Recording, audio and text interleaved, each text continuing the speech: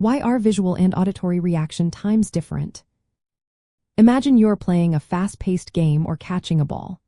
Ever wonder why sometimes your eyes seem to react slower than your ears? It all comes down to how our brains process different types of signals. Reaction time is how quickly you respond to a stimulus, and it varies depending on whether your senses detect light or sound. This difference is especially interesting when looking at world records for reaction speeds or trying to improve athletic performance. Let's start with how our senses work. Visual stimuli involve light entering your eyes and traveling through the retina. The signals then go through the optic nerve to the brain. This pathway is longer and has more steps, which means it takes more time for your brain to process what you're seeing. On the other hand, auditory stimuli involve sound waves hitting your ear, where they are converted into electrical signals. These signals travel via the auditory nerve to your brain, which is a shorter and more direct route. Because of this, sound signals reach your brain faster than visual signals. Typically, visual reaction times are around 200 to 300 milliseconds. That means it takes about 2/10 to 3/10 of a second for your brain to process a visual cue and send a response. Auditory reaction times are usually faster, around 150 to 250 milliseconds. This shorter time is because sound signals don't need as many processing steps.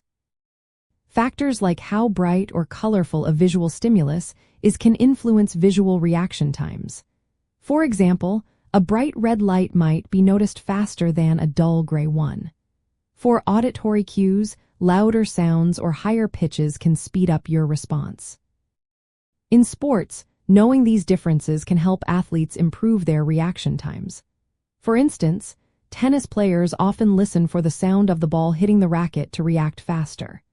Using auditory cues in training can help athletes respond more quickly during competitions.